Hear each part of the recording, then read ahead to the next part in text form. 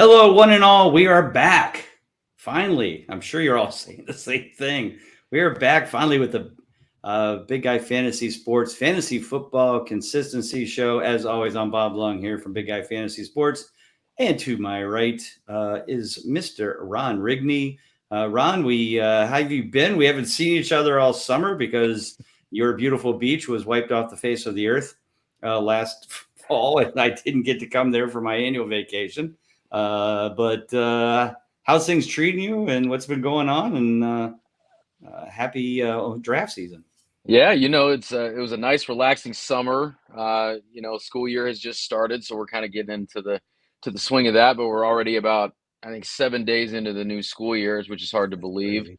It's today it's a little different because it's been rainy today, so it hasn't when you go outside, it hasn't felt like you're on the surface of the sun.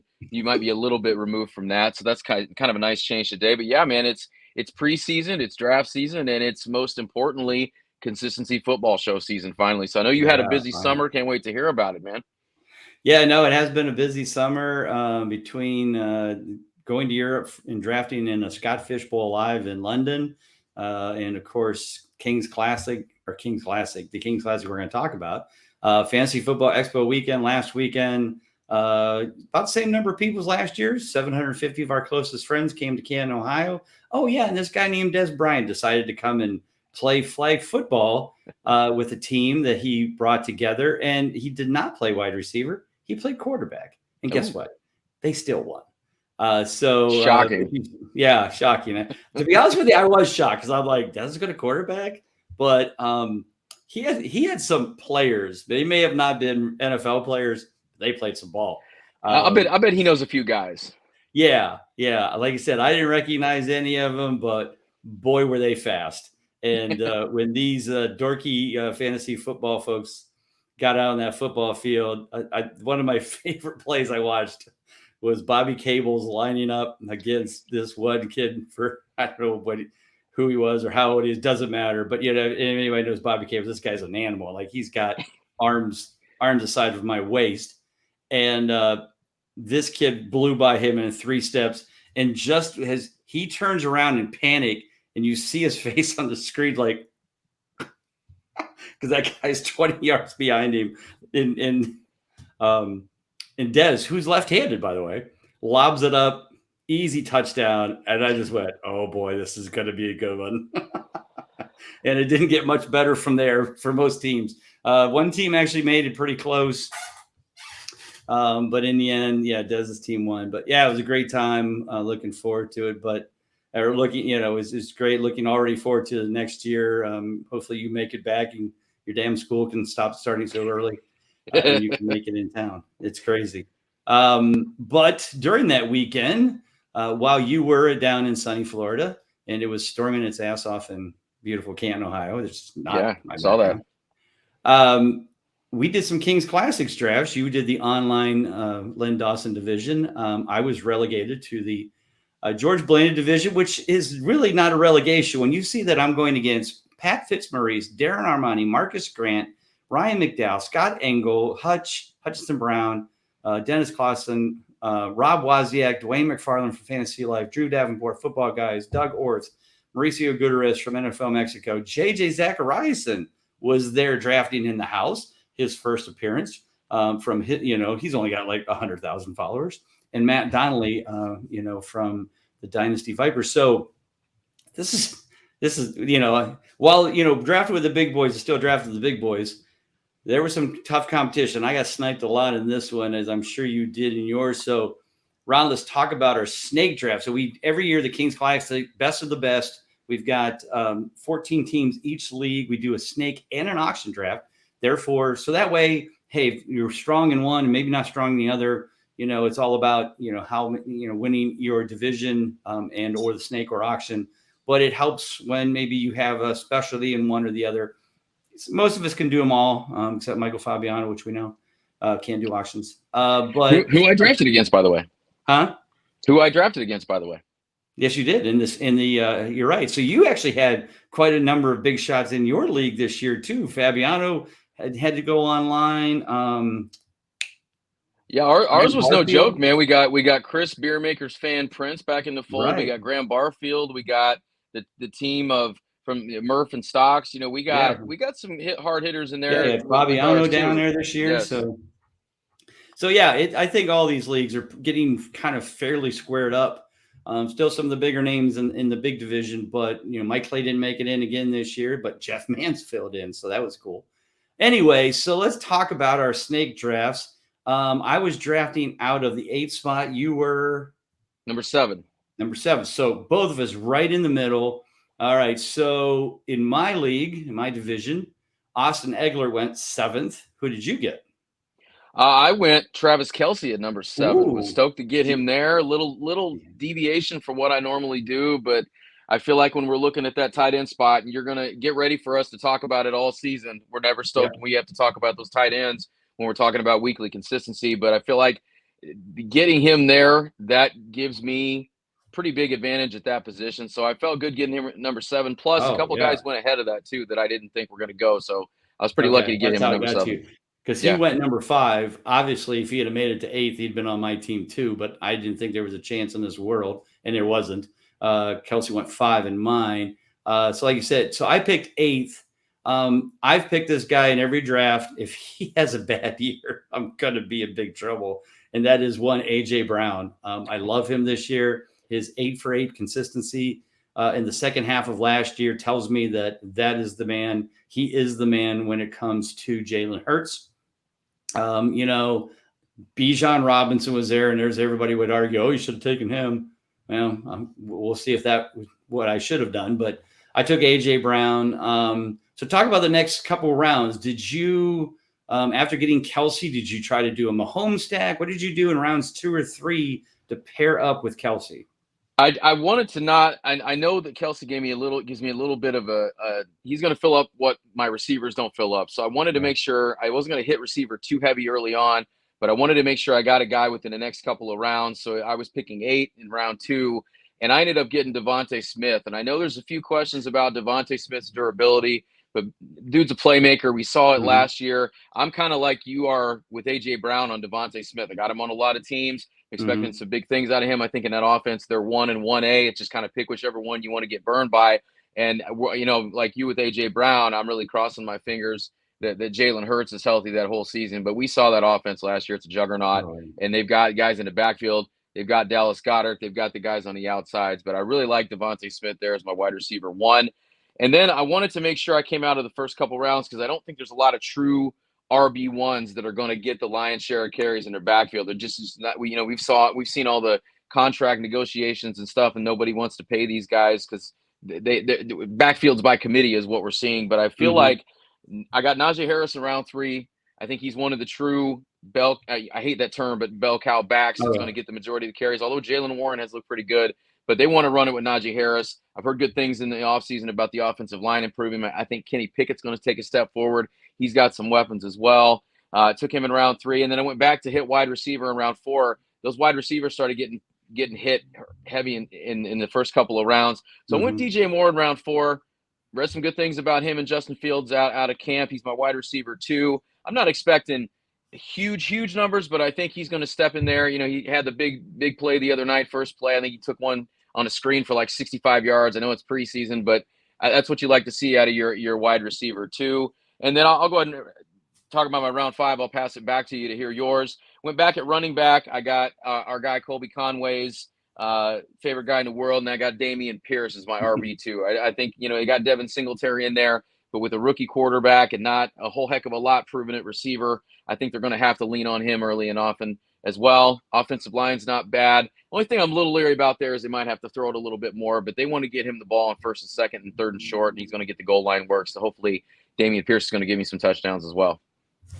No, yeah, and I like the start. I mean, definitely, every one of the players you talked about were picked basically in the same rounds in the different spots.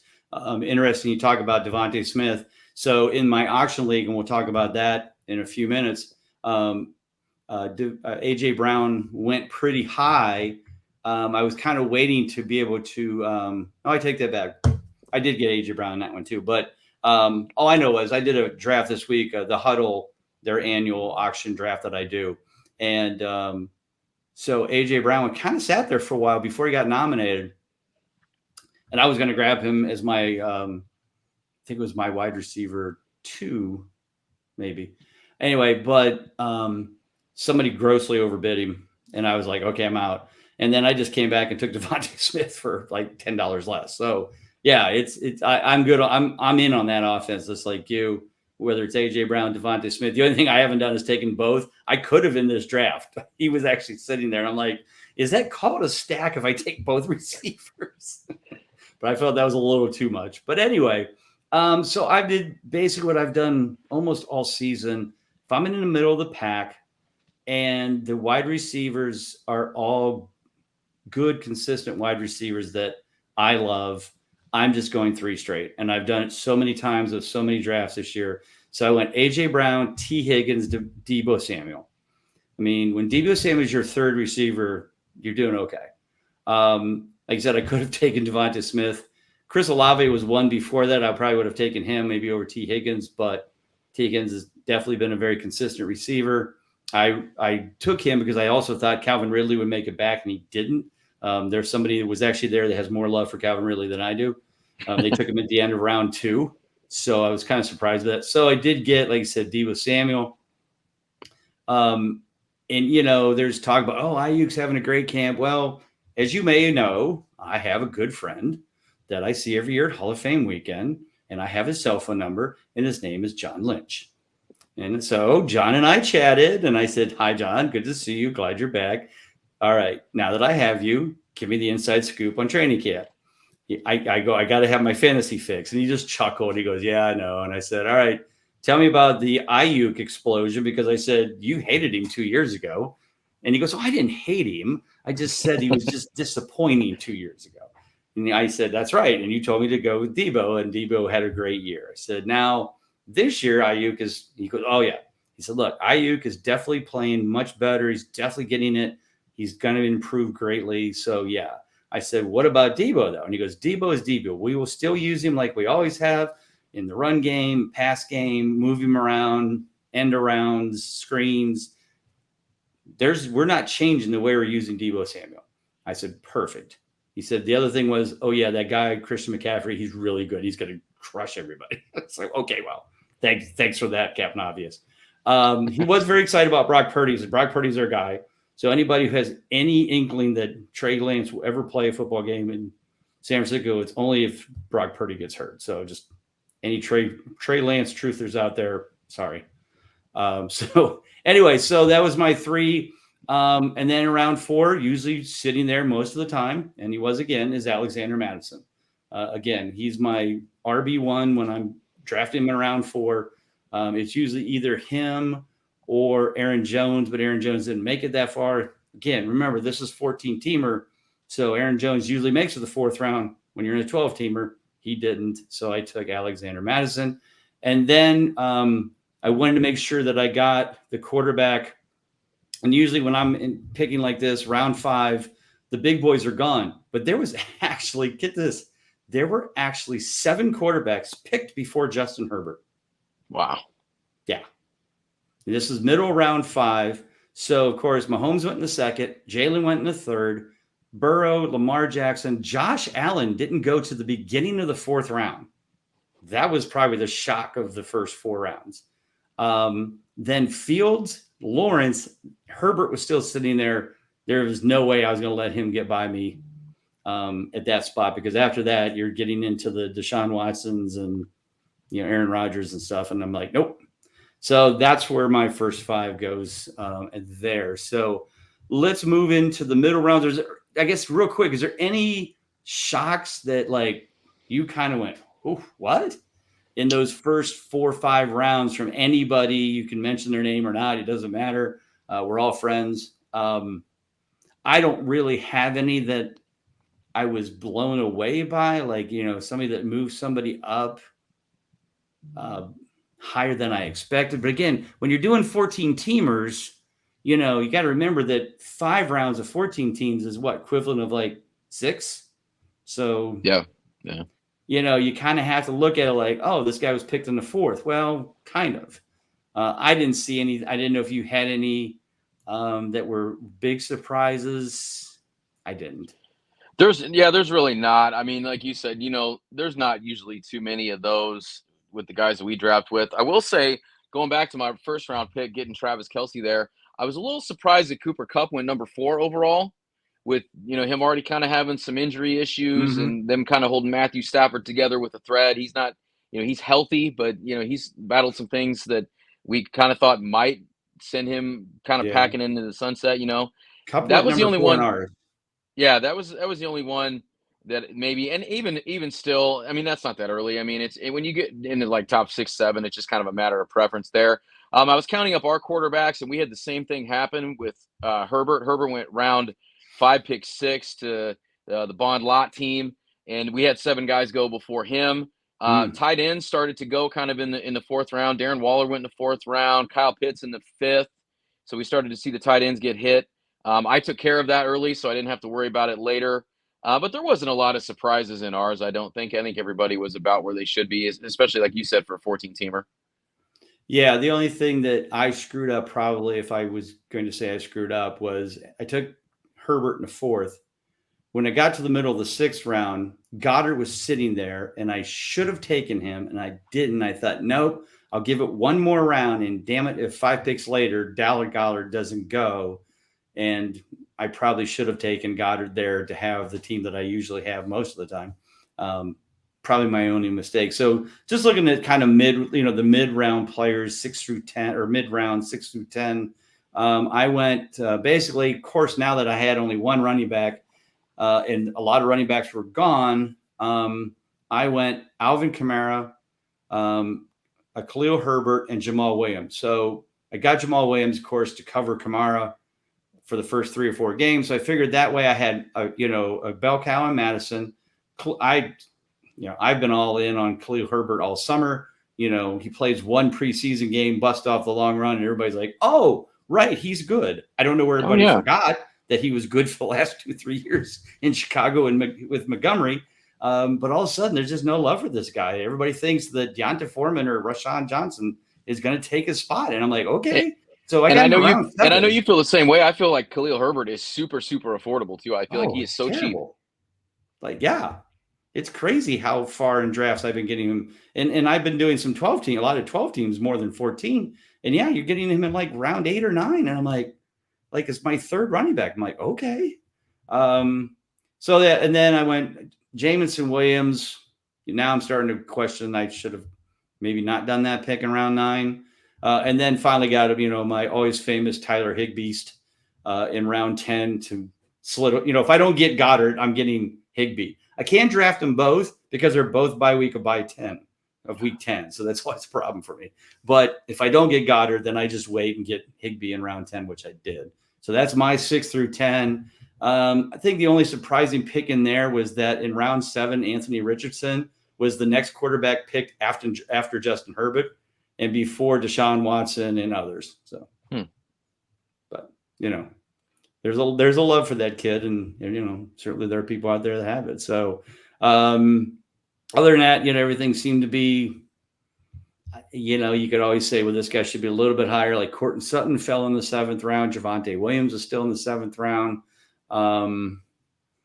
DeAndre Swift was round 7. So, I mean, there's Dalvin Cook, of course, went round 9, but I don't know if he had been. Yeah, I guess he was on the Jets, maybe just a few. No, he hadn't been signed because I got him in my auction and he did not have a team yet. You're right, he didn't. A couple days later that maybe about 4 or 5 days later he signed. But yeah, I got him in the auction. Yeah, you're right, because I got him in my auction too. So, all right, what about your round 6 through 10? 6 through 10, round 6 went with Brandon Cooks as my wide receiver 3. I feel like in a PPR, I feel like in that offense, Brandon Cooks, we've had love for him on this show forever. And I feel like he still kind of gets overlooked a little bit. So I feel good about having him as my wide receiver 3. One of my bigger values in this draft came in round 7. I was able to get James Cook, and I'm able to start him at a flex, which I think is going to help me out. We always talk about on here, in this deep of a league with the 3 flexes, how key that is. So I was super glad to get him in round 7. Round 8, I went with Zay Flowers. I don't love the Baltimore pass game, but here again as a flex, Rashad Bateman's out. I trust Odell Beckham about as far as you could throw him. I've heard great things out of Zay Flowers. They talk about how he's a burner coming out. Everybody loves him, so I felt good there. Round 9, I finally decided to bite at quarterback because quarterback kind of got away from me, and I'm like, you know what? I'm just going to wait on it and see what happens. And so I went with Aaron Rodgers in round 9. I don't know if it's because I've caught the Aaron Rodgers fever from Hard Knocks. If you watch Hard Knocks, you'll know that the entire show is basically about Aaron Rodgers. So maybe that made me fall in love with him all over again. But I am a big believer in fantasy, whatever fantasy you're playing. If you got a guy that's been in a place forever and he's not appreciated like he should be, and that change of scenery, I'm hoping that that's going to happen with him and all the weapons he has. And then round 10, I went Paris Campbell. Still got love for him as a Colt, but that receiving core in New York for the Giants is not great. We've seen flashes of it. We just hope he can stay healthy. So I felt at round 10, at this point, he's another flex play. I felt good about getting him there because he might just kind of be the default wide receiver 1, and he's kind of going unnoticed, I feel like, in a lot of drafts. So I felt good getting him in round 10. Gotcha. Well, interestingly enough, I took Aaron Rodgers too, but I took him in round 13 as my backup. So again, it just depends on how you're playing it and if you're waiting. There's always people that play the quarterback chicken, like Daniel Jones went in round 10, Dak got picked in round 12, Tua went in round 12, as their first quarterback. So, again, it is what it is. Late rounds, I'll just run mine off real quick. So we went 16 rounds. So DJ Chark, Alec Pierce, Aaron Rodgers, Devontae Parker, CEH, Clyde Edwards-Helaire, and Chase Edmonds as 2 running backs that are backup roles, but somebody gets hurt in front of them. They're playing for a pretty good offense. Mostly fillers, just trying to get some players that Chark, Pierce, Parker are like the number 2s. Maybe Parker, you could say, is a 1B with Juju on the Patriots, but for God's sakes, they paid him a lot of money to stay. So I can't believe they're just wouldn't throw to him. And granted, that's not a pass happy offense, but when you're playing, you could basically play 6 receivers because you can do 3 receivers and 3 flex. Figure if I can load up on receivers that at least going to get some targets, if they can get me 10 points a week, that's a bonus in those flex positions. So that's always a tough part of this league. Ron, talk about your rounds 11 through 16, and then we'll move to the auction. Well, you and I both love getting Jameson Williams, only I was able to get him around 11, so I felt good about that value. But I like that because last year I did the same thing with DeAndre Hopkins, and getting him week 7, that was a nice little boost to propel my snake team into the playoffs last year. So I want to hopefully get that again, and we saw what he's able to do last year. That Ohio State receiving room is always top notch. Went round 12, and it's kind of like you. I just started to kind of get fillers and backups and hope, or not hope for an injury, but if a guy gets hurt. And so I got Kyron Williams for the Rams, liked him at Notre Dame, slid all the way to the 5th round out of the draft, but he showed a couple flashes last year when he got some run. He's got Cam Akers in front of him. Went Alec Pierce again at round 13. Got my backup QB in Kenny Pickett round 14. Talked about him a little bit earlier. Went with Malik Davis out of Dallas round 15. Don't know what I'm going to get out of him, but he was kind of the best guy left around. And last but not least, I threw a super far dart with Braxton Berrios, former New York Jet, is in Miami. That offense is going to be off to the races. You got those 2 big guys on the outside, but don't sleep on Braxton Berrios in the slot. I don't think that nice. I don't know what we're going to get out of him, but I felt around 16 it's worth a flyer, so it didn't cost me a lot. And if I need to get rid of him, I can get rid of him and add somebody else. Okay. Well, yeah, no, I think we've both got good, solid teams. I definitely felt better about both of my teams this year than I did last year. Just was very distracted last year during the Expo. So this year felt a little bit better. So you talk about lack of consistency. we have this conversation every year. We've got 14 teams in each doing. We have some of the biggest names in fantasy football industry playing all over these 3 leagues. And yet the dollar values of some players are just off the chains crazy. And we always talk about your league, which always seems to have, they must always just love doing, they're just spending money like they're printing it. And, I think I've said to you, they're like, every one of your teams must be stars and scrubs. Because it's like you're talking about $55, $60 some players, and I don't think we had anybody go over 50 in mine. And so I'll let you talk about your picks, who you bought. Like let's say the first 5 picks again, first 5 guys you bought in order. and then, talk about some of the top prices of the top players. And then I'm going to tell you what happened in mine, because it caught me off guard. And I usually don't do stars and scrubs. I really don't like to do that. I like to be like everybody's about $40 or less. But some weird things happened in mine that just caught me off guard. And everybody's like, "Oh man, you crushed it." But then you're like, "Did I?" We don't know that. So talk about yours first, and then we'll kind of focus on my first 5 picks. So I wanted to make sure I wanted to get either Justin Jefferson or Jamar Chase. Okay. So I got Jamar Chase, but we'll talk about what he went for in yours. Spent $60 on him, and I can't remember who I was bidding with, but it was a standoff. Who's going to blink first? And I was not about to, because Justin Jefferson went off to look up what he went for, but I missed out on him. Didn't want to miss out on Jamar Chase, so I ended up spending $60 right off the bat. And then I knew I wanted to get, I talked about getting one of those running backs. Wanted to get Nick Chubb. I think he is the true RB1 when you're looking in terms of just every down running back. Got him, but he cost me $48. So right off the bat, I've already spent 108 of my $200 cap. So had to be a little quiet for a little bit. Got Calvin Ridley, had to pay $31 for him, but I feel like, I don't want to say people have forgotten about him, but if you look at that last full season he had in Atlanta, he was one of the top guys in the league, and I don't see any reason. He might be a little rusty to start out, but it might be also good for him that he missed that season. He's a little bit fresher, but I think he's going to, build some chemistry with Trevor Lawrence, and that offense is no joke. I never thought we'd be saying that about Jacksonville. So then had to get kind of quiet for a little while. So I disappeared for a couple of rounds. Got DeAndre Swift for $9. I like that as my RB2. I think that's pretty solid value. And then I was able to get that stack with Trevor Lawrence for $11 as my 5th player there. But after I got Trevor Lawrence, you didn't see this guy spending a lot more money. I think my next most expensive guy was another $11 in a couple of rounds. So I felt good about the start.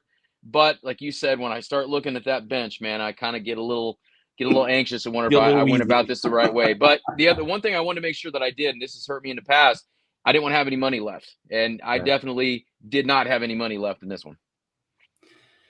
I'm trying to find Ridley in ours, see what he went for. What'd you say he went for? I got him for 31. 31. I don't know why I can't even find him in mine. I know damn well somebody bought him, because I love Ridley too. So for those of you listening out there, I made a new best friend during Pro Football Hall of Fame weekend, and his name is Brandon McManus. And he was the kicker for Denver Broncos for a number of years, always one of my favorite kickers, booming leg. He now is the kicker for Jacksonville. And during Hall of Fame weekend, he was in there because he played for the Broncos when DeMarcus Ware played for the Broncos. So that's why he was there. And I said to him, how's camp looking? And he goes, our offense is going to be just unbelievable.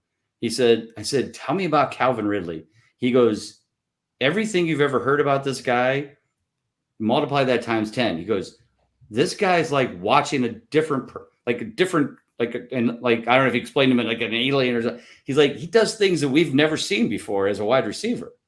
He goes, you just sit there and go, what did he just do? He goes, yeah, he's the real deal. And so I was into Ridley long before talking to McManus, but now I'm like all about it. And I don't know why in the world I'm looking. Oh, there he is. He went for 27. So a little bit less. Not too far and off. I probably would have bought him, but let's talk about my draft. But you had no money. Yeah. I went in, and like Ron said. And let me just say before you start talking, ladies and gentlemen, strap in for this one, because this is a wide receiver room that you're not going to hear too many teams are going to have. So I don't remember who even brought up Justin Jefferson, but when I do auctions, I'm a price enforcer. If I see the value of a player should be $50, even though I may not want to pay that for him, I'm going to push that so that somebody pays that for him, because I'm not going to let him go. Well, so I play chicken with somebody, and I bid $47 on Justin Jefferson, and then everybody just sat there. And the auctioneer went going once, going twice, sold. And I'm looking around going, $47? Okay. Now, real quick, he went for 62 in ours, by the way. Right. The interesting part was the next player that was brought up, was nominated, and again, I don't remember who it was, doesn't matter, was Jamar Chase. And again, I'm not going to let Jamar Chase go for less than $50. And he didn't, because when I got to 47 and I bid 47, the crickets hit again. And now I have them both for $94. Now, as you guys all know, I love A.J. Brown. So I brought up A.J. Brown. And he got to $37, and I owned him. So I had 3 picks for $130. See, 94, there's $121. I had the 3 of the best wide receivers around, but now I had only, $80 left.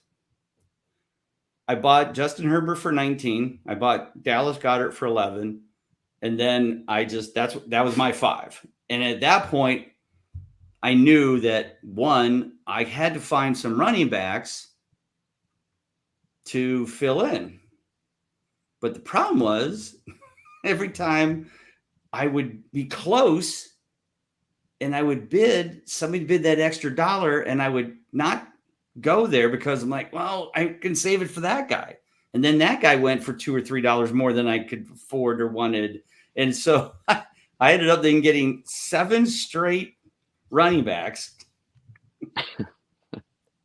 for the maximum was $12. So I got Dalvin Cook before he was signed for $7. Good deal there. Khalil Herbert for 12. Jonte Foreman for 2 to make sure Kelly Herbert's covered. Raheem Mostert for 5. Jared McKinnon for 6. Zeke Elliott for $1 before he signed. And Malik Davis for $2. So if, again, you only have to start 2 running backs. Right.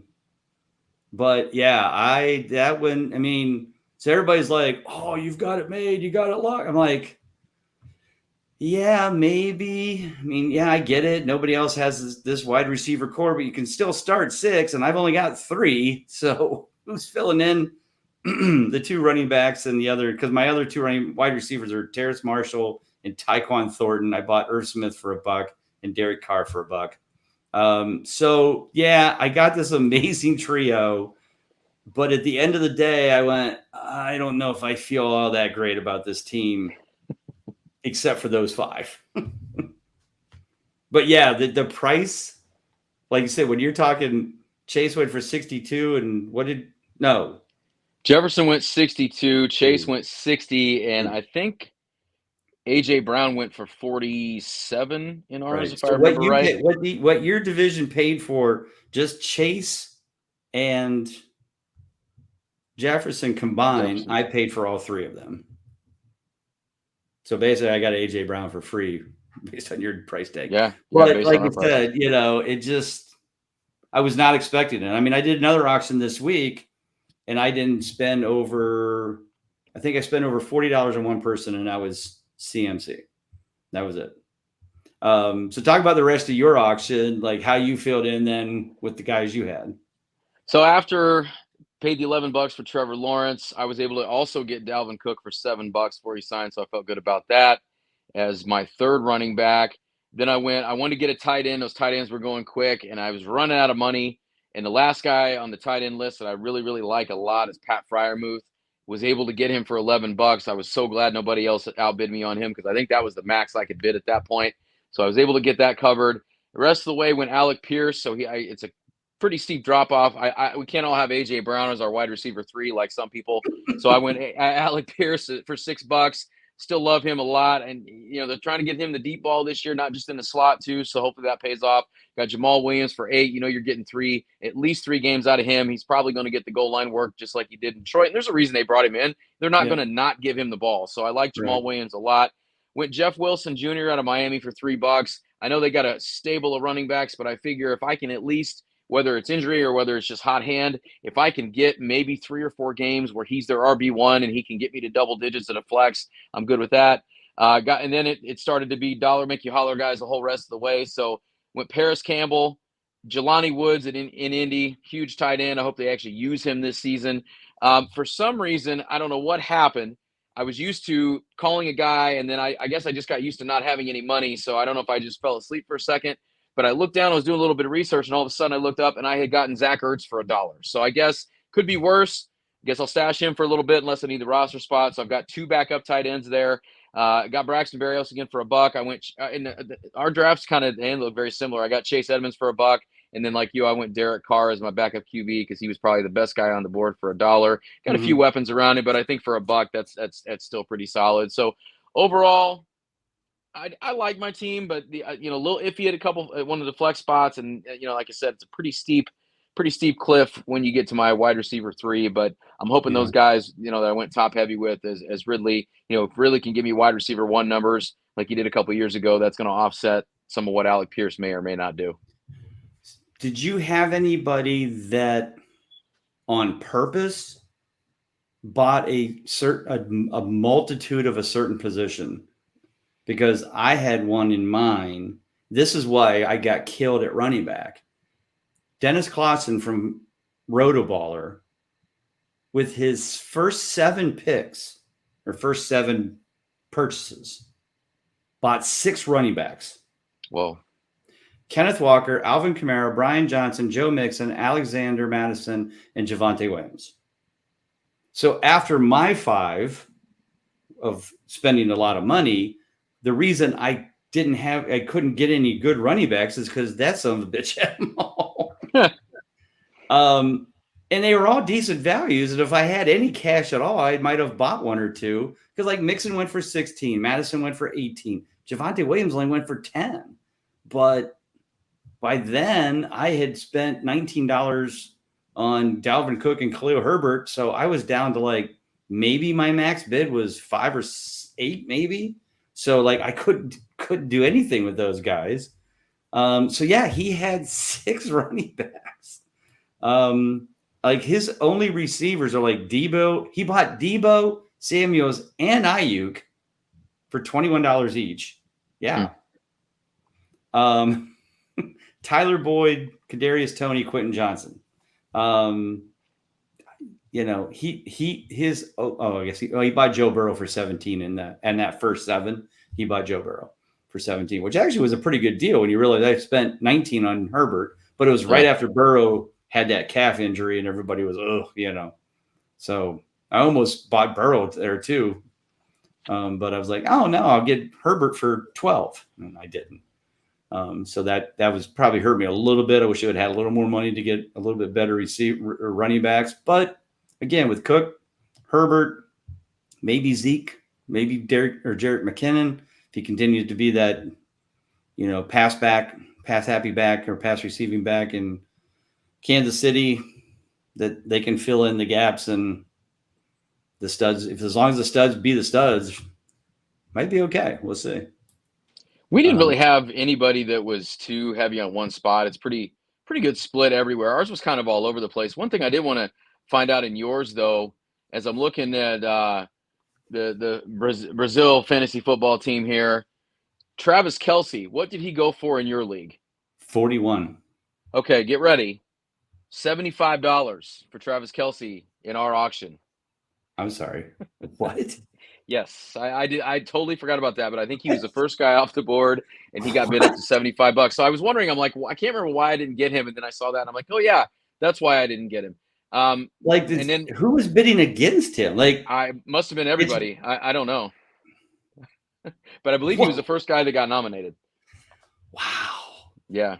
So I'll have to send you a screenshot of some of these values. But and the other thing I wanted to see, what did Patrick Mahomes go for in yours? 23. The highest quarterback was 27. I was Josh Allen.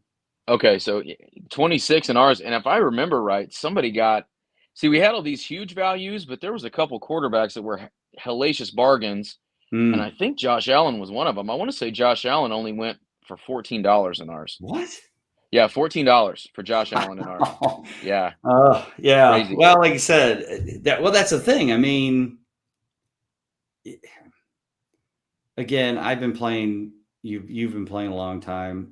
Some of these guys, while they're certainly the best in their country, do not play in a lot of these, especially auction leagues. And I feel like their value is like a rich guy at a used car auction. Like, I'll buy whatever I want and I'll pay whatever I want for them. And Yep. I'll figure out the rest later. That's great. But like I said, I didn't want to buy those 3 players. But how am I going to pass that up? Like, I You just, can't. I mean, that's money well spent. Maybe I should have not gotten AJ and like just, okay, I'll just wait and I'll get a $20 wide receiver so I can spend more money on. But again, I didn't expect AJ Brown to stall at 37. So that's really what happened. And then, like I said, maybe I shouldn't have went, it's a coulda, woulda, shoulda is what happens when these things, especially when you're caught off guard like I was. Because again, I usually try to maybe get one top tier guy like you are. You wanted Chase or Jefferson, right? And again, I didn't go into it saying I wanted one of them, but I wasn't going to let anybody not spend at least $50. And once it would go over 50, I would have backed out. I've been done. We're like, okay, now I don't want to pay that at all. AJ Brown was the same way. I mean, I wanted Herbert and Goddard. So, but I really thought Herbert would go for like 12. I could have spent $10 on Trevor Lawrence. Maybe that would have been a better deal. But like you said, with all the running backs that were grabbed up so early, especially Dennis's team, there was just none to bid on. And if it was anybody that somebody wanted, like Zach Charbonnet went for 13, he's Isaiah Pacheco went for 14. James Cook went for 20. These are all the hype machine people, running backs, right? This is what everybody's buying. So if you want one of them, you got to pay for them. And especially in an industry league, because they're such shiny new toys to everybody. It's crazy. As soon as they come up, I'm like, I'm not even bidding because I know this is going to get out of control. And the huddle auction that I did this week was the same way. It's like, as soon as those guys come up, I'm out. I don't even want to, because they're going to go for some prices that I'm not even going to touch. So, so like I said, I like my auction draft I did this week because I felt like it was more well-rounded, more depth, because I was getting more $20 to $40 players, not dropping a lot of money early. And I got a lot of players that I wanted. So, all right. So there's our Kings Classic. Again, snakes usually fairly consistent, as you saw, between where we were picking. But it's the auctions that are always the fun ones. And obviously, Ron's were a lot more fun than ours. If that's what you describe as fun. If you're getting the players you want for a value, it's fun. If you're wanted Travis Kelce and somebody's bidding when you're sitting there with a buck left to spend and you see Travis Kelce going for 75, it's not so much fun. Yeah, exactly. Other than you're like, yeah, spend the money. That's usually, like I said, after those 3-4 guys I picked or bought, I was just sitting there going, come on, people, spend some money, get down to my level so I can start like getting into some bidding here, but just never seemed to work out. So, all right, well, Ron, thanks again. Good to have you back. We'll be here every week now for the rest of the year, except for Labor Day weekend. We might be taking that one off. But if you guys have any questions, don't forget to hit us up at Big Guy Fantasy Sports. Ron, tell everybody what you're doing still baseball-wise, still keeping the baseball fires burning there, and what else, where they can find you on social media. At Ron Rigney on X, Twitter, whatever it's called nowadays. I'm there. Big Guy Fantasy Sports. We're grinding down, getting to the end of fantasy baseball. It's hard to believe we're winding the season down this week. Got a couple of prospects for you to check out for your 2024 drafts, because I think a lot of us are kind of at that point where we realize we're out of it. We're getting into our football prep and our football drafts. So if you happen to be one of those people that's kind of waved the white flag on your fantasy baseball season, I got a couple guys for you that could make the club out of spring training. A couple guys you need to monitor in the offseason, but a couple that you need for your drafts next year, maybe in your later rounds. It could pay big dividends for next year's season is over. And as always, like Bob said, we're going to be putting out the consistency content here on BigGuyFantasySports.com, along with our guy, Mr. Colby R. Conway. Definitely. Yep. We'll be back to our regular scheduled programming once season start with our weekly articles, Profit Like It's Hot, Consistently Cash, and all that great stuff, as well as my weekly review preview for the consistency model. So as always, you can find me on Bob_Lung, and don't forget to check everything out at Big Guy Fantasy Sports. We'll be ramping it up here as we head into the season. Everybody, thank you for listening. Take care. God bless. We'll talk to you soon.